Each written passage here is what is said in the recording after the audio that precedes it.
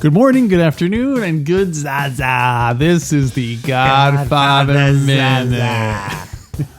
I'm Alex Robinson. And I'm Andy Robinson. And together we make up the Godfather Minute Brothers. Today we're talking about minute 85. 85.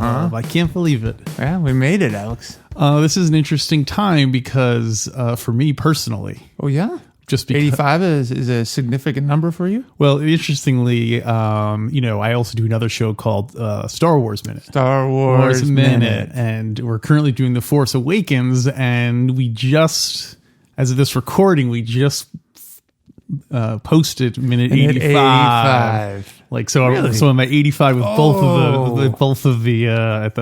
of the movies. So Star Wars Minute Star Wars Minute is to Godfather Minute as the moon is to the sun.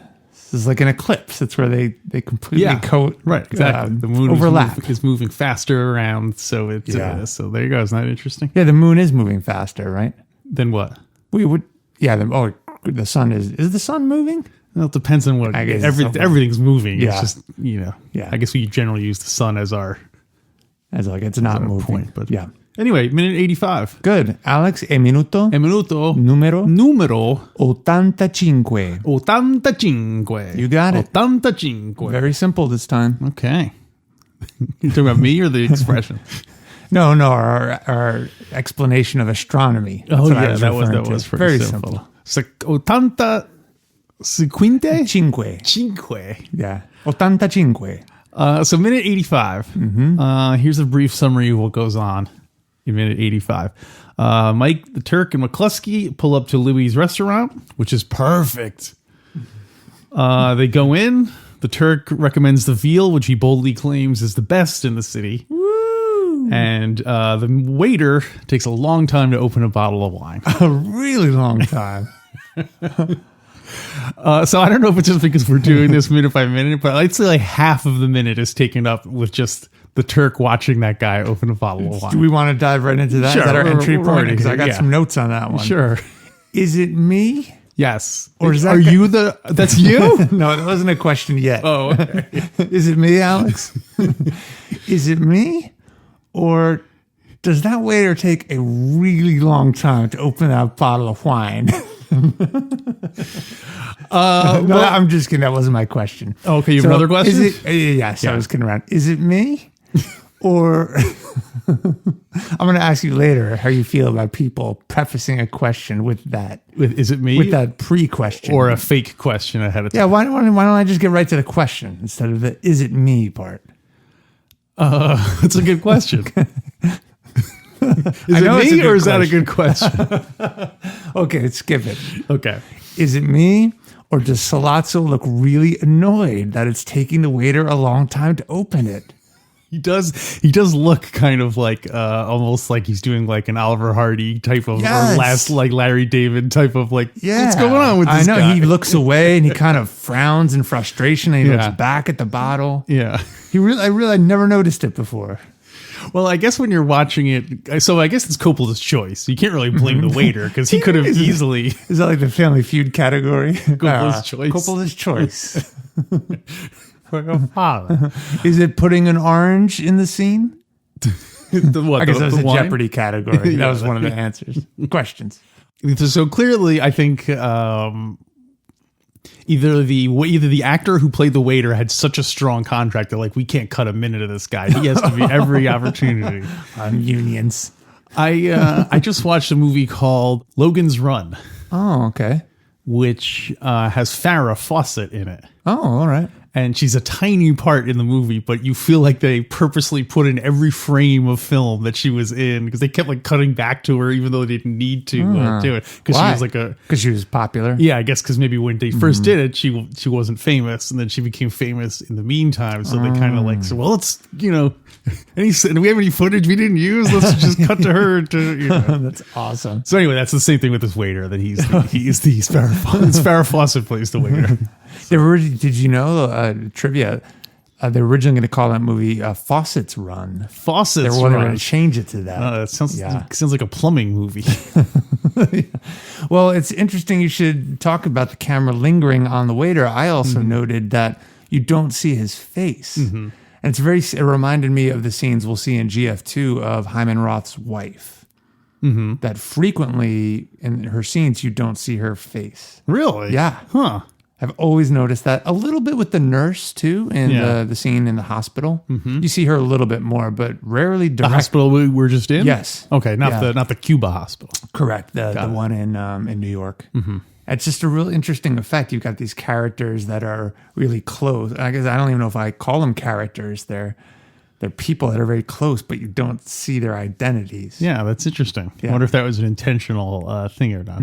Well, so I think in this case, I think Coppola, wanted to keep it on, especially do it in real time, because it would because we're all tense now. We're all like, oh my gosh, what's going to happen? So the guy taking 30 seconds to open a bottle of wine, and our expression kind of mimics like Sollozzo's, just like, come on, get on with it already. Which is kind of like, so it's good filmmaking. Yeah. I mean, there's not really very much dialogue in the whole minute. No, because the first part they're arriving at the restaurant. Yeah, I think the only lyrics I was about to say, the only words are "How's the Italian food in this place?" and "Try the veal; it's the best in the city." Yeah. And then I think he says like "Okay" to the waiter who he placed the order with, thinking the waiter was going to leave after that. Stuck around for another. Well, if you look at the Italian translation of what Sollozzo says to him, it's not like, "Hey, did you get that order?" It's like, "Are you done yet?" No, I thought it was like, "Slow down." Yeah. Well, I think Coppola does an excellent job stretching the time out and building the suspense. It's amazing what you notice when you're doing a minute by minute podcast. The first shot of Sollozzo, in the restaurant, he's staring at Mike. Right. Yeah. It's not like they're sitting down, or it's not like he's looking somewhere else and then looks up. Boom. He's just hard staring at Mike. And then the first shot at Mike, he's staring away, but then he looks up at Sollozzo and kind of gives him the same stare. And I really got the impression for the first time, with regard to the cinema, the filmmaking, that these are two strategists who are seated almost as if it's a chess game, staring at each other, kind of feeling each other out. And when I noticed that preparing for this, I was wondering, oh my gosh, is the tablecloth going to be that classic Italian red, white checkerboard? And? In Italian restaurants, because that would be the symbol of the chessboard. Did you see that? I did later, but it was not. It's just a white really one. Funny. Yeah, that may have been over the top. I like it actually. Yeah, very cool. Because if it's red and white, it would not have stood out as much. Yeah. If it was black and white, it would have been like, whoa. Yeah, that's a very clever idea, though. Just them staring each other down, really sizing each other up. Very great effect there. Yeah, because you have to wonder what they're both thinking. Obviously, Michael's like, I'm going to kill the Turk. Yeah. But is the Turk like, is he nervous? Does he think, oh, I'm going to get away? Is he trying to intimidate Mike by staring him down? Like kind of be like, well, this guy's a civilian. He's never really been in a mob negotiation. So I'll really like lay it on thick with him. Yeah. Well, one thing I had to watch the minute a few times because I couldn't, it's really interesting. McCluskey orders the veal, where he says, I'll have it. And then Sollozzo says to the waiter, oh, do you understand? In Sicilian. But then no other food is ordered. And I did cheat. I looked ahead that the meal is brought to McCluskey, but no food is brought out for the other two. Huh. So Sollozzo only McCluskey's ordering food. Interesting. I never noticed that either. In the first watch, I thought Sollozzo did order for everyone. Yeah. Because he just said, oh, try the veal, it's the best in the city. And McCluskey says, I'll have it. And then the waiter kind of walks away. And I thought that would have been a great move for Sollozzo ordering for the table to immediately put Michael in a submissive position. Right. Like, I'm ordering for you. Maybe that's what he was originally going to do. He's like, you know what? Nobody gets food except for he ordered for Michael by saying Michael doesn't want anything. Yeah, really. So that's a strategy to keep him hungry, so he won't be thinking. Yeah, he's all hangry. I wonder if that's kind of an insult, like not offer someone food, especially in Italian culture. Sanka? I mean, at least. Well, actually, your fans want to know who the real Alex Robinson is. Is the real Alex Robinson?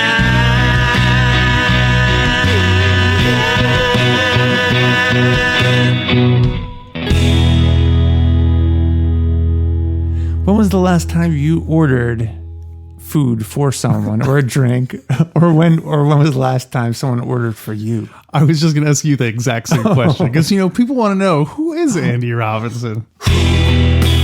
Is the real And I'm Andy Robinson.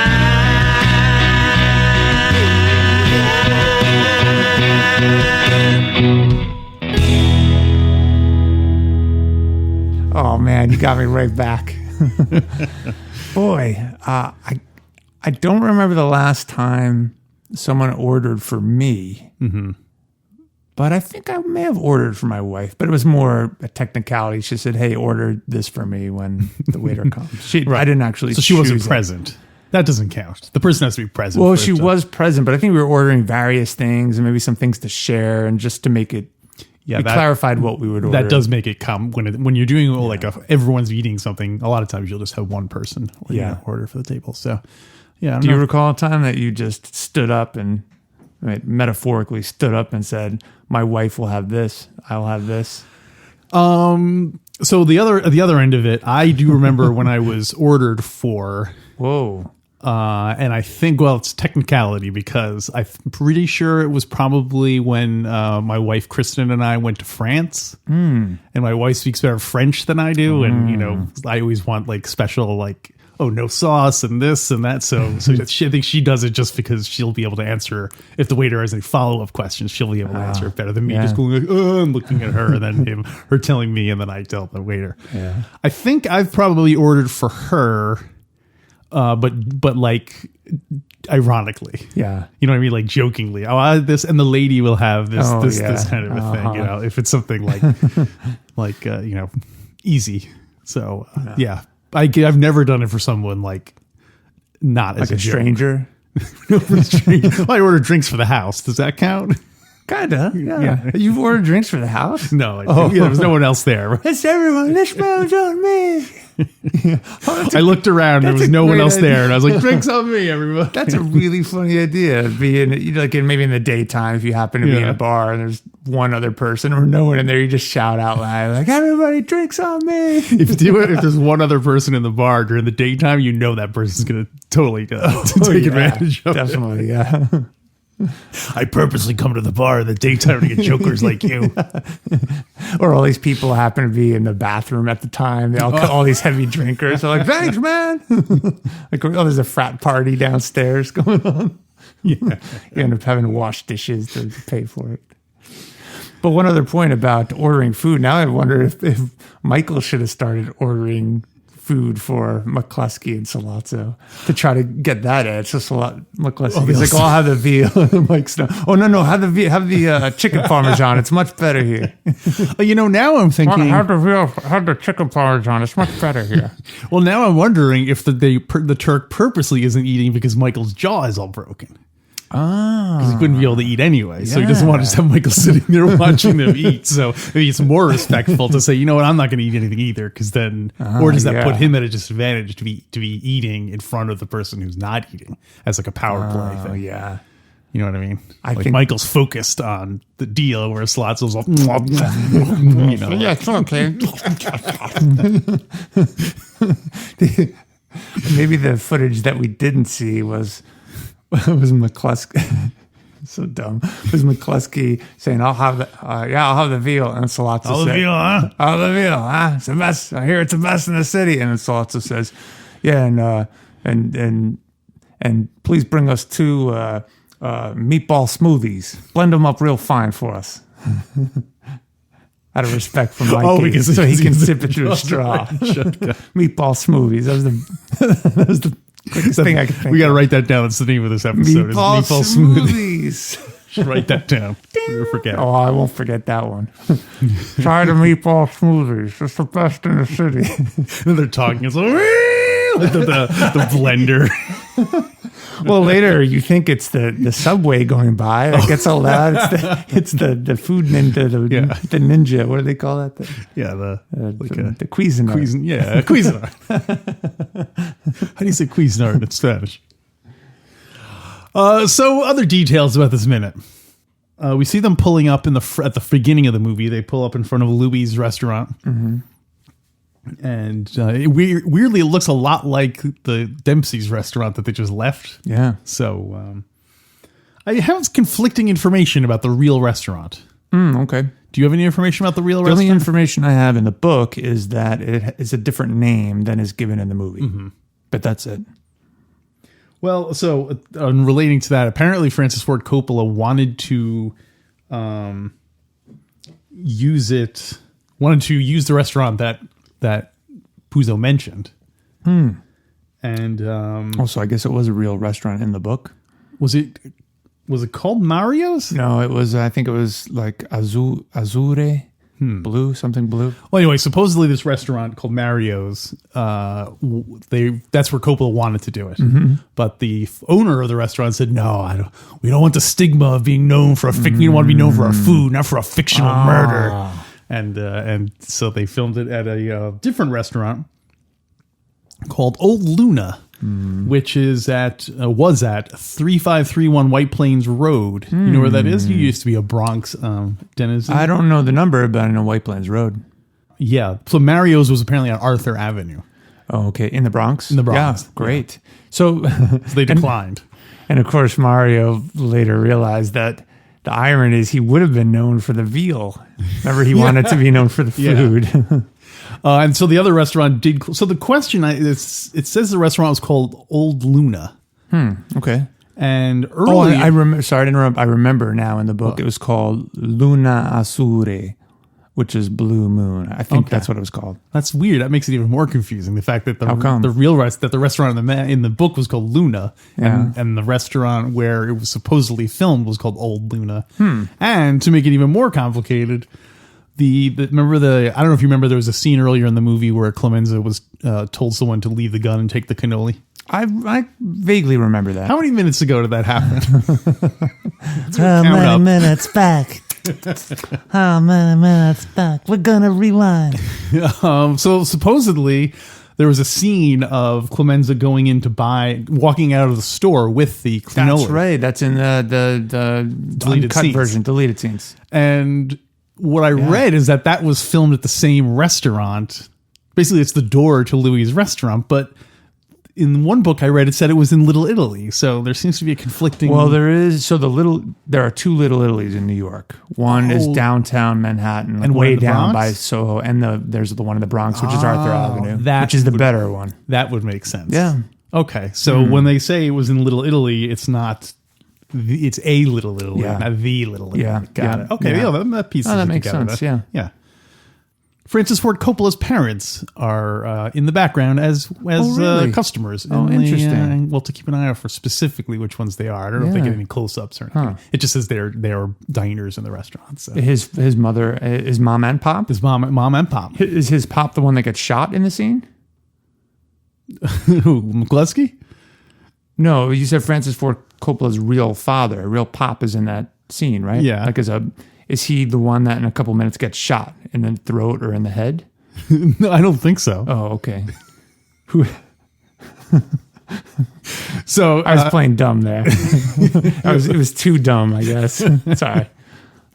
yeah, his father played the Turk.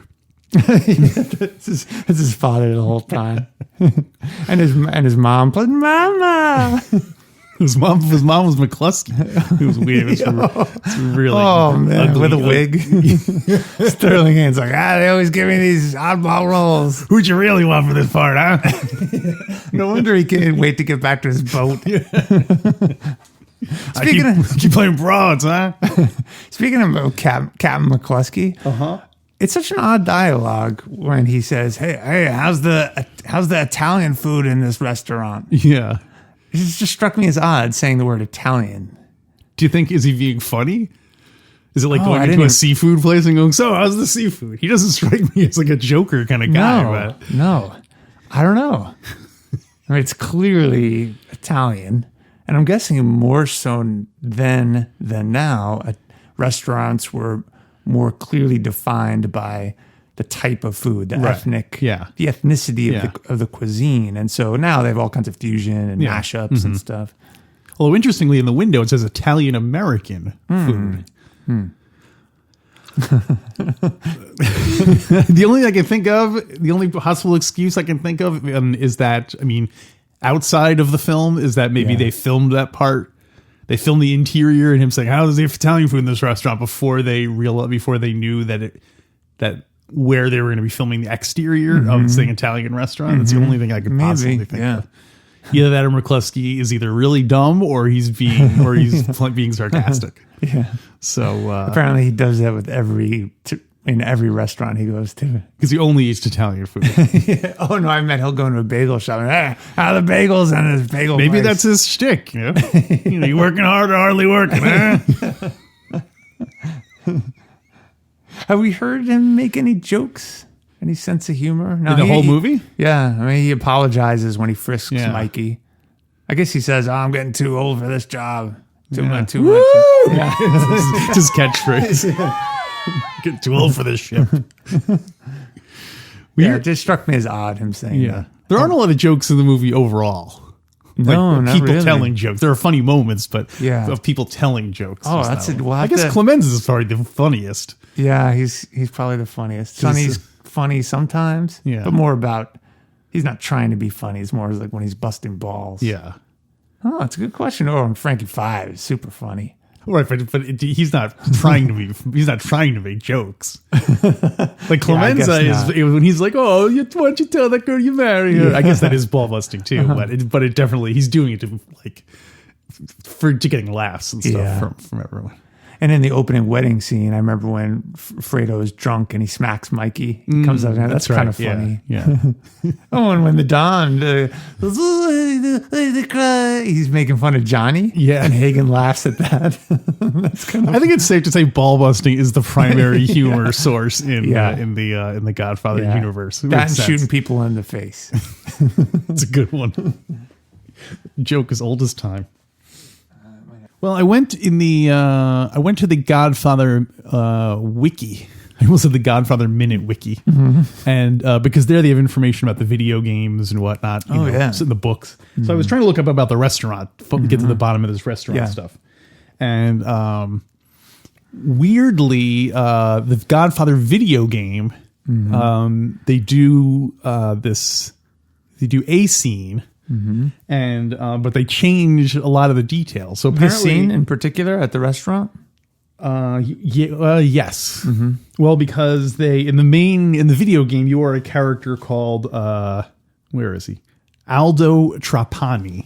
Oh, okay. Is that TRAP? Is this a Paramount sponsored video game? I guess it's an official licensed video game, although it is officially not canon.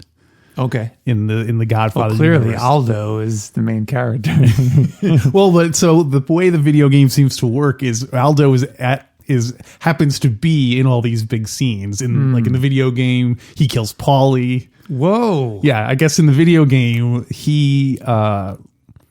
Paulie sees Aldo like taking out his gun and then gets out of the car and starts running for it. Okay. And then Aldi shoots him and kills him. So it's totally different than the I guess movie. they have to add some action, some actual contest in there. He's also looking in through the window when Luca Brasi gets strangled. Oh, wow. So I guess... Does he do anything there? I don't think so. Oh, we should totally try to play this game. We totally should. What system is it on? I don't know. I couldn't tell you. That's really fun. So, and he's in the opening wedding scene. Isn't he the one judging Clemenza's dance moves? He's the one dancing. No, he's not dancing. He's judging. Yeah, that's right. Yeah, he's judging the dance. It's the easiest part of the video game. It kind of eases you in. You just have to score Clemenza. Oh, you have to walk around the neighborhood and do your job. You have to get Clemenza more wine. You have to kick the camera. That'd be a funny part of the video game is it comes with like one of those dance mats. So it has Dance Revolution and you're a judge. So you could either pick the hard way, which is to be the dancing, or you could do the easy path, which is to be the judge of the dance. I know where you were going with that is a DDR Godfather edition. Yeah. Where you're doing you're dancing to all the songs of the Godfather. Like you are Clemenza, you're fat Clemenza doing all the dancing. But when you're doing it, you have to be standing on Fish's feet when you're dancing. Oh yeah, and you have to have drank 3 or 2 pitchers of wine. It's too much wine. So more information about Aldo Trapani. In the video game, for some reason, the restaurant is in Manhattan. Okay. Reasons I don't. They definitely say it's in the Queens, right? The Bronx. They say it's in the Bronx? Yeah, I'm pretty sure. Yeah, because after Lou does the U-turn on the GW Bridge, they drive down and he drives all over the Bronx for like an hour. Right. Making sure he's not being followed. So what is that, like 4 blocks? Maybe he was so lost that he thought he was in the Bronx. He ended up in Queens. It's not even the restaurant they intended to go to. There just happened to be a gun taped behind the toilet. Well, apparently Aldo Trapani is the one who planted the gun. What? That answers our question as to how they got the gun, in there. So there you go. Aldo Trapani. Interesting.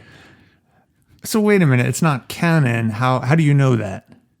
In the book, it's not written. In the video game, I guess one of your tasks is to go plant the gun behind the thing. I don't know. They don't tell you. They just tell you a summary of what happens. It doesn't say like how this is presented or anything like that. Maybe worth getting this game. It totally might be. Maybe you play it, especially if it's an old game. You could probably buy on eBay. You could probably buy old video. Oh, you think it's systems. that old? It's got a cartridge and everything, or is it all online? Oh no, I think it's like a disc, like a PlayStation. Let's try to find it. Yeah, let's try to find it. Okay.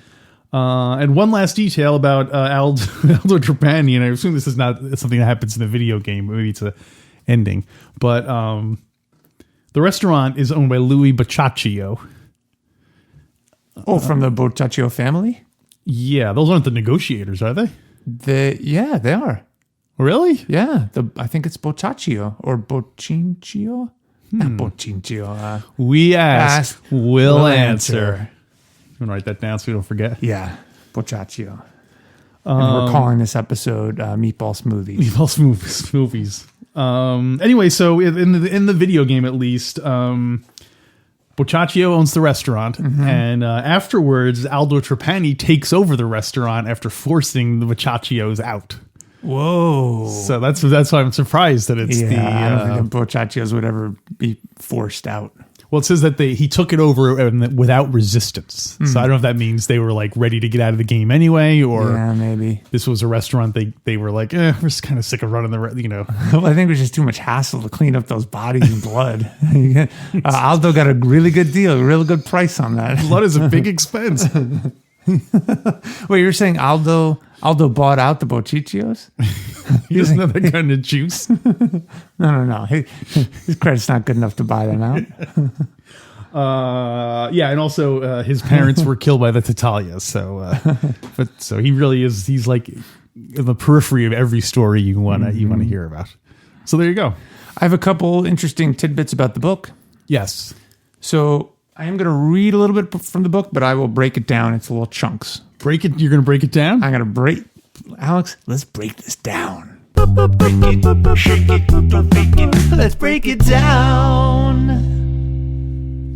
Page 147. A lot of musical cues in this one. Yeah. And we haven't even done the Shoot the Turk countdown. We've been doing it every time. Although we do only have 4 minutes left. 5 minutes left. It's only 5 minutes? 5 minutes left. Yes. And I'm frantically working on the next countdown. Got it in my head. Just got to lay it down on tracks. Here we go. Page 147. Puzo writes. This is from the very beginning of this scene, by the way. The 3 of them sat at the only round table, Sollozzo refusing a booth. Let's talk about that. Time. Oh, are we breaking it down? I'm just pausing there. Oh, okay. So what do you think? Why did he refuse the booth? I guess for you, so if you have to make a quick getaway, because if you're sitting in a booth, somebody has to be on the inside. Well, and McCluskey's a big guy. He's going to be sitting next to one of them, so they're going to be really crowded too. Mostly the McCluskey would would inside. Purposely sit in the on the inside. McCluskey between him and the rest of the world. He's his bodyguard, and he's paying a lot of money. That would make sense. Get 10,000 for Matt McCluskey. Mark McCluskey. Yeah. I memorized it this time. So it depends. I think either way you can't have a booth because someone's gonna have to not. Yeah. You can. It's too awkward. Yeah. Michael doesn't want to sit there because he can't get away. Sollozzo needs. Yeah. Makes sense for protection. Puzo writes, there were only 2 other people in the restaurant. Mr. and Mrs. Coppola, Mr. and Mrs. Ford Coppola. Michael wondered whether they were Sollozzo plants. Have you ever had a Sollozzo plant? Very bitter. Yeah. I put those in my meatball smoothies. I blend them out. They're delicious. Oh, they're good with a knife. Puzo writes, Michael wondered whether they were Sollozzo plants, but it didn't matter. Before they could interfere, it would all be over. McCluskey. Okay, right. Pause. So Michael doesn't care that he would die, that he might die in the attempt. I guess that's what that means. I mean, it would all be over. Because if it's a Sollozzo plant, he's sort of screwed because they're going to be armed. Yeah. Right. McCluskey's probably armed right now. We know Sollozzo has a knife. Well, but no. Well, Negotiator. Oh, that's true. Yeah, that's protecting them all. If he killed Mike, he'd be the hunted one. But if Mike killed Sollozzo, you'd have scot-free. Wouldn't the negotiator then follow up and kill someone from the Corleone family because he's the one who broke the peace? No, because Sollozzo's the one who had to hire the negotiator. Yeah, because he's in the position of dominance at this point. He wanted to arrange the meeting, so as a show of good faith, he has to be the one to say, "Okay, I will." And that's why Sollozzo gets to order the food. Michael's like, wait a minute, he's not going to order the food for me more on that. Forget about it, kid. No one will order food. How about that? What he originally said in the dialogue was, "What I want most is the chicken parmesan, but cut it up real fine with that knife of yours. It's got to fit through this straw." That sounds disgusting. Puzo, go ahead. Oh, I was going to say that, I do another podcast called Star Wars Minute. And my co-host Pete and I had this idea that if we always talked about doing a Star Wars Minute comic book. And basically what we would do is you would take a minute of the film and you would basically have to do a whole comic book about that 1 minute. Oh, that's awesome. So you'd have to add extra material and you'd have to show other subplots and stuff to make it. So that would be, in this minute, I would add in, maybe that's something we start doing in our bonus feature is scene. I guess we've always talked about that. It's stuff you would add to beef up this minute. So I would have a kind of comedy scene about them ordering food and stuff. Maybe the waiter's like, "No, we're out of that. No, we're out of that. No, we're out of that." That kind of and you just see the part where Sollozzo's impatient. Yeah. That's why he's really impatient. They've tried ordering all these dishes. We should just dub in the part where the guy's opening the wine. Is dub in Michael's voice across the table going, "Do you have any watermelons?" And the waiter going, "No, sir. No watermelon." How about any you got any chop suey? You okay if I eat with a straw? The camera's on Sollozzo the whole time. You loop it so it's just for a minute of just him looking at the camera, looking back up, looking at the camera. You could do that with your video tricks, right? Totally. All right, let's do that. It's great. Before I forget, some ideas for the bonus content is if we made a Godfather video game, what character would we want to do? That is a great idea. Another one, don't choose yet. I have a surprise. I received Mad Libs in the mail, so we could do that. Let's start with the video game because we're already talking about that. Yeah, okay. So if you want to hear us talk about that, go to godfatherminute.com/support and we'll give you a little extra bonus feature there at the end. Yeah. Now back to the breakdown. Page 147, Puzo writes, this is great, Alex. McCluskey asked with real interest, is the Italian food good here? So he wasn't kidding. Yeah. He was- with real interest, Puzo wrote. Oh, it says with real interest. Yeah, McCluskey Okay. asked with real interest. So there you go. He Is the wasn't- Italian food good here? Sollozzo reassured him, try the veal. It's the finest in New York. Whoa!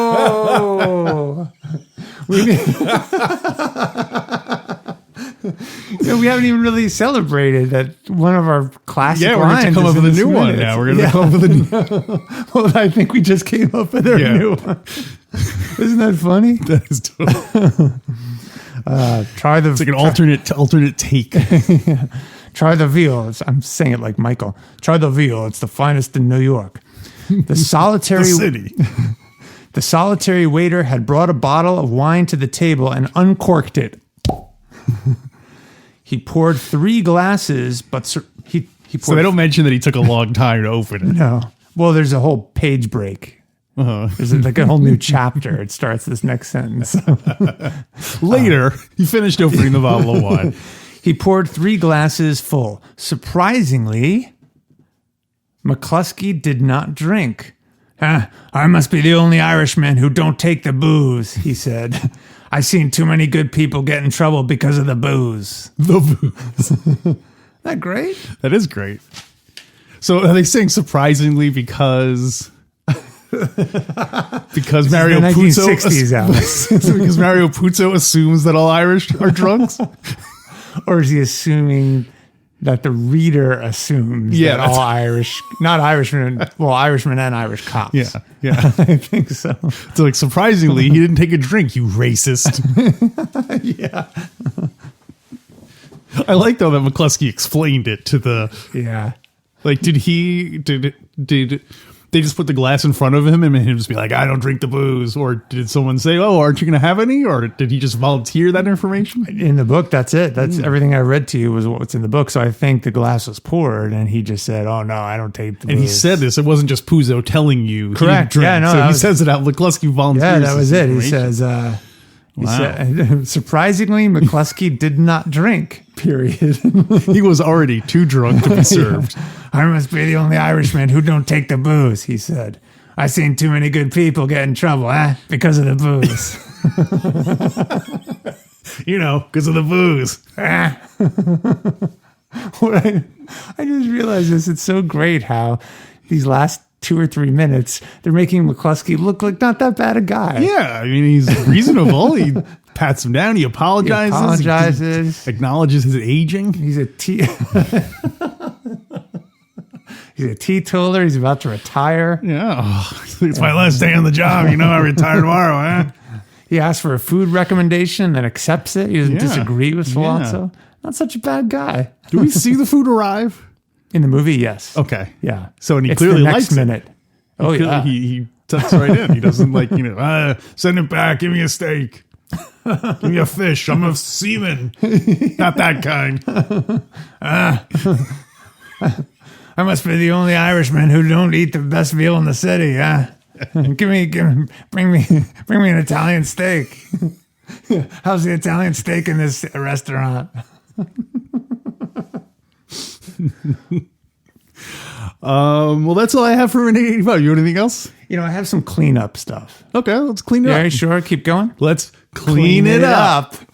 Clean it up. I forgot what our sound effect was. It going to be Carlo or McCluskey? No, McCluskey is stand-up. Oh yeah, it's got you, Carlo. yeah. Clean it up. You have to do a little musical jingle. Do we have one already? No. Okay. I'm gonna work on one. That is what should the music be? It's got just like a sound effect or something. Well, since it's clean up, maybe it should just feel like a ding, ding, ding, ding, ding, ding. Because you're just kind of like, oh, and then in episode 5, we forgot to mention, you're just kind of doing and then that. it ends with a guitar strum like, bring, Yeah. Totally, yeah. Perfect. Oh, that's All right. great. I'm gonna work on that. I may not have it for this episode, but I'm gonna work on it. No, you'll have it for this episode. Okay. So here we go, the clean it up item. So way back in minute 82, Alex, we talked about how Waltz was our Waltz? Waltz. Wow, we're going way back. Yeah, was our go-to guy during the first part of the movie, and then McCluskey took on that role during the second part, right? Mm-hmm. What if they had the actors had played opposite characters? Would they have been able to pull it off? Huh. I think McCluskey could have pulled off Waltz. I think Sterling Hayden could have pulled off Waltz. I have a harder time picturing the actor who played Waltz doing the... Because Sterling Hayden's like a big guy. Yeah. So you need that kind of... It's not like you really see him like he's towering over people or anything, but I don't know. For some reason... Because I guess he seems older, the Waltz. What? Well, you don't understand. Johnny Fontaine doesn't get this picture. Stand up. Has Hagen stood up and punches him in the jaw. He's the brother of a war hero, Captain. Hagen's in the middle of saying, Captain, if you sock me, you're going to have to appear in the morning, and just knocks him out. He totally would, too. Yeah. And, of course, Waltz, or the new McCluskey, played by the Waltz character, Waltz actor, he's like, you don't understand. You guys can't stay here at this hospital. You got to pull all those men off. Wait, so I've invested money in them. They're still using all mostly their own dialogue, just kind of tailoring it. I see. I get it. Got it. Okay. Same costumes and everything. So if they would. Does that mean Sterling Hayden would be wearing that suit? I guess it's funnier if they are in real costume. Yeah, it is. So Sterling Hayden's wearing that dumb, weird-looking dinner jacket. I think they both should be wearing the dinner jacket. Yeah, the same one. I mean, like literally at the same time. Waltz as a police captain wearing that dumb jacket and appearing, saying, "You don't understand. We've given the." I thought I could glitch. It's hard to do one without lapsing into the McCluskey. Yeah, give it a shot. Well, what's the line? What's a? He's like, I thought I pulled all you guinea hoods off of. It's easier to do McCluskey doing Waltz. Yeah, definitely. Not just to show I'm not hard-hearted, huh? It's harder to do the other one. Yeah. I'm sorry, Mike. I had to frisk you. Sorry about your jaw. You appreciate beauty, right? That's a beauty of a jaw you got. I guess I've casted 1,000 young punks in these roles. Frisking lessons. Frisking lessons. Veal eating lessons. Italian food eating lessons. There wasn't enough time, Michael. Throat grabbing lessons. When's that going to come in handy? I can't be bored to make it look ridiculous. Yeah, you can't even tell who we're saying anymore. We're just merging. We'll do a sitcom where McCluskey and Waltz are roommates. Yes. Or on like a road trip together or something. I think that's one of we got to do that for a bonus content. Okay. All right. Anything else, Alex? That's all I got for minute 85. Just stick around, folks. We're going to talk about our Godfather. Whoa. We got to rate this. Whoa, rate it. It's a tough one. Not a lot of dialogue, but it's just, it's the preamble to such a fantastic scene. Mm-hmm. I got my rating. I got one I'm too. locked in. I'm locked in. You ready? 1, 2, 3, 4. Yeah. All right. On the same You got page. the Veal best in the city. That line alone was... I wasn't even thinking of that line. Wow. What I was were you thinking thinking just of? the tension and the tension, scene, the setting. The guy opening the wine bottle and stuff. Yeah, the veal. Try the minute. It's almost the best it's the best in a while. All right, now we can wrap it up. All right. So, so stick around. We're going to talk about the Godfather, our Godfather video game, unsanctioned, Totally underground, pirated, cool. Much cooler. Yeah. Yeah. Because let's face it, if you're going to play a mob video game, what are you going to go through? Oh, I got to go to the store and buy one, like a Bonacera. I know. Get it. A lot of money in them bootlegged video games. It's true. It's true. We used to smuggle down Berserk. Atari cartridges provided by your father. Finally, we have what we always wanted. Real partnership with a friendly dig dog. Super Breakout will go to the Smash Brothers. Miss Pac-Man will go to the Lakeville Road Boys. and they'll bring in E.T. for a piece of the action. When I come down in the morning, if there's a quarter on the video game, I'll know you play next. If there isn't, I know you don't. I didn't ask how many power pellets to eat. There's not a flag or a statue or even 3 letters of his initials on the high scoreboard. That's the game he chose him. Buy me out. No. But no, you don't have enough. You don't have enough credits to buy me out. All right. So, until next time, try the Veal. It's the finest in New York.